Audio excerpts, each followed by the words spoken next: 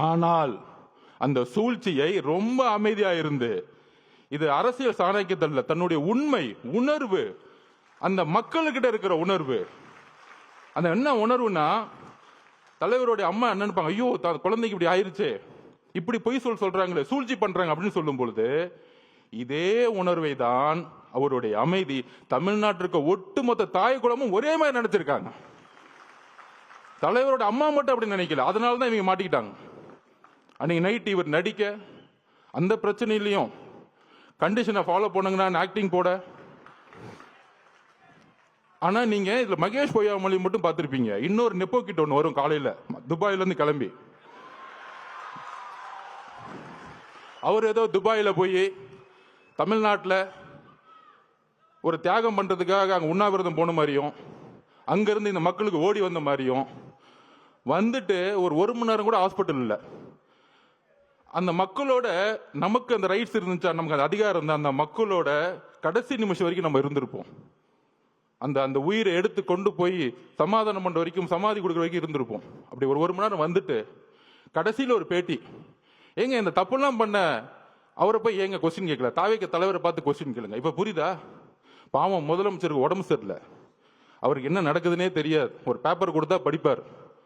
சட்டசபையில பாருங்க, எதிர்கட்சி தலைவர் 2 மணி நேரம் பேசுவார். ஆனா எதிர்கட்சி தலைவர் பேசுறத காமிக்கவே மாட்டாங்க வீடியோல. டக்குன்னு ஒரு குறிப்பு வரும், ஒரு 5 நிமிஷம் பேசுவார். அவர் 2 மணி நேரம் கத்திட்டு இருப்பார், 5 நிமிஷம் பண்ண மட்டும் லைவ் வரும். எதுக்கு எடுத்தாலும் பிஜேபியோட உறவு பண்ணிட்டாருன்னு அவங்க முடிச்சிருவாங்க. அந்த கட்சி அப்படியே முடிச்சுட்டாங்க, முடிஞ்சிச்சு. இப்ப அதிமுக பத்தி அவங்களுக்கு எந்த பயமும் கிடையாது. ஏன்னா ஒரே நெரேட்டிவ், 19, 16, 19, 21, 24 ஜெயிச்சுட்டே இருந்துட்டாங்க. ஆனா ஜெயிக்க முடியாத ஒரே ஆள் யாரு? நம்ம தலைவர். அவர் என்னப்பா பண்றது? இஸ்லாமிய சமூகமும் சரி, கிறிஸ்தவ சமூகமும் சரி, பெண்களும் சரி, இளைஞர்களும் சரி, அவர் பிரச்சாரம் போகும்போது எல்லா கூட்டமா வராது. அது எப்படி நிப்பாட்டுறது? இவ்வளவுதான் இவங்களோட நெரேட்டிவ், இவ்வளவுதான் இவங்க சிந்தனை. அப்ப என்ன பண்ணணும்? அவர்கிட்ட என்ன பலம் இருக்கு? பெரிய பொருளாதார பலம் இருக்கா? இல்ல. சரி, இவர் மிரட்ட முடியுமா? உன் குடும்பத்தை அதை பண்ணிடுவேன், இதை பண்ணிடுவேன். மிரட்ட முடியாது. பெரிய பெரிய நடிகர்கள்லாம் இன்னைக்கு மிரட்டி ரெட் ஜெயின்ல சைன் போட வச்சுட்டாங்க. உங்களுக்கு யாருன்னு தெரியும், அவங்க பேரை சொல்ல வேணாம். அவங்க இப்ப நமக்கு எதிராக பேசிக்கிட்டு இருக்காங்க. 5 வருஷத்துக்கு முன்னாடி மாற்றம் அப்படின்னு சொன்னவங்களாம் இப்ப இந்த பக்கம் போய், ஐயா நீதான் ஏன் எனக்கு சைன் அப் போடு, நான் ஒரு படத்தை நடிக்கிறேன்னு படத்துக்கு போயிட்டாங்க. அன்னைக்கு எப்படி நைட்டு நடிச்சாங்களோ, வாழ்க்கை முழுசும் நடிச்சு நம்பர் 1 ஆனவருக்கு நடிக்கவே தெரியாதவங்க வந்து நடிச்சாங்கன்னா இவர் தெரியாதா தலைவருக்கு? அப்படி அன்னைக்கு நைட்டு மாட்டி முதலமைச்சர் அப்படி வந்து அடுத்த நாள் அறிக்கை, முதலமைச்சர் மட்டும் இல்ல, ஹோம் செக்ரட்டரி கோர்ட்ல கேஸ் ஃபைல் பண்றாங்க. கோர்ட்ல கேஸ் ஃபைல் பண்ணி எக்ஸ்பார்ட்டி ஆர்டர்.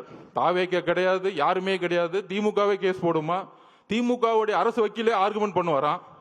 அதுக்கப்புறம் நான் எதுவும் சொல்ல முடியாது, ஒரு ஜட்மெண்ட் வருது. அன்னைக்கு தலைவர் கூப்பிட்டார் இமீடியட்டா, தோழர்களே இவங்களுடைய சதி சூழ்ச்சி, கரூருடைய சூழ்ச்சிகள் நம்ம ஒட்டுமொத்த கட்சியும் அழிக்கிறதுக்கான வேலையை செய்ய ஆரம்பிச்சிட்டாங்க.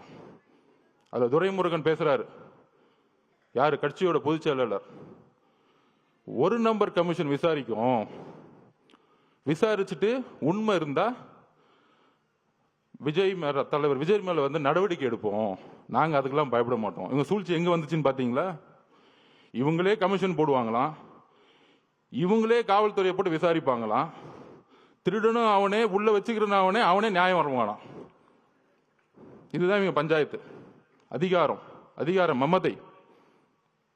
அப்பதான் சொன்னார், ஒரே ஒரு மீட்டிங், சுப்ரீம் கோர்ட் போங்க, நம்ம நியாயம் ஜெயிக்கும்னு சொன்னார். ஃபர்ஸ்ட் நம்பிக்கை கொடுத்தது அவர் தான்.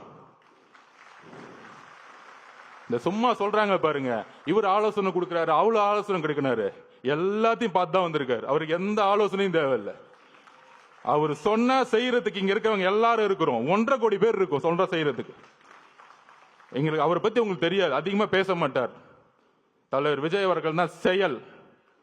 நீ பேசி பேசி அழிஞ்சுக்கிட்டு இருக்க, அவர் செயல்ல வந்து ஜெயிச்சுட்டு போயிட்டே இருப்பார்.